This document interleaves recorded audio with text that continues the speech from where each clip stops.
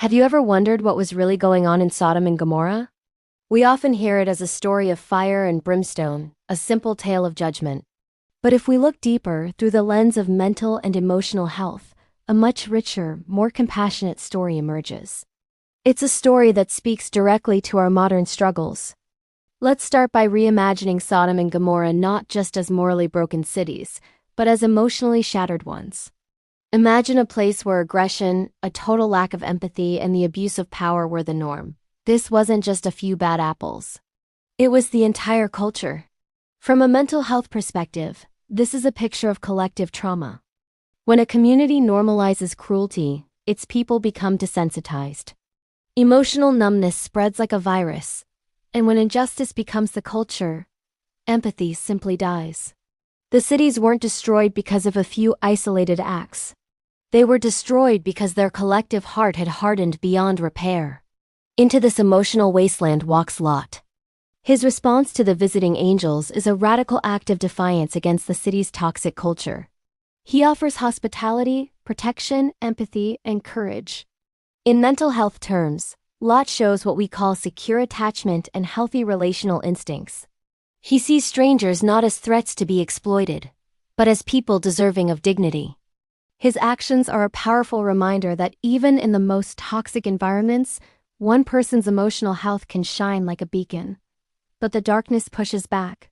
The mob that surrounds Lot's house, demanding violence, isn't just an angry crowd. It's a picture of collective dysregulation.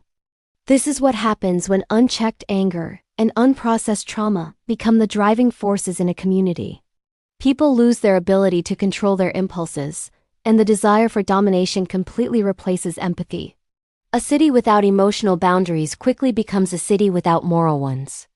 As the angels urge Lot and his family to escape, something interesting happens. The scripture says Lot hesitated. This small detail is so psychologically true. How many of us have struggled to leave a harmful situation? Sometimes, familiar dysfunction can feel safer than the frightening uncertainty of freedom. We can even form trauma bonds to toxic places or people. It is so powerful that the angels have to literally take Lot by the hand and pull him to safety. It's a beautiful image of how we sometimes need external support from friends, from professionals, from God to break free from destructive patterns we can't escape on our own.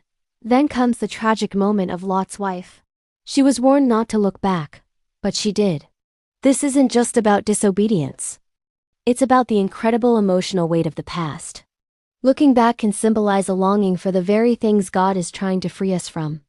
Change, even positive change, can trigger a deep sense of grief for what's been lost. The mind often clings to what is familiar, not what is healthy. Her story reflects the intense emotional struggle of leaving a toxic life behind. The pull of the past is a powerful force.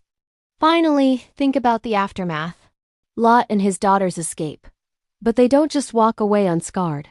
They carry the immense weight of loss, displacement, fear, and uncertainty. This is the reality of surviving a catastrophe. Survival is just the beginning of the healing journey. Their story reminds us that trauma requires time, support, and a long process of restoration. God's mercy isn't just about physical rescue. It's also about the long, slow, and often painful path of emotional healing. So, the story of Sodom and Gomorrah is more than a simple tale of judgment. It's a profound lesson on mental and emotional health. It teaches us that a community without empathy will ultimately collapse on itself. It shows how emotional numbness can destroy relationships from the inside out, and how trauma can chain us to places that are harming us. Most importantly, it reveals a God who cares deeply about rescuing people from toxic environments and offers a path to healing, even after the most devastating experiences. Thanks for watching. If this perspective resonated with you, please like and subscribe for more content that explores faith and the human experience.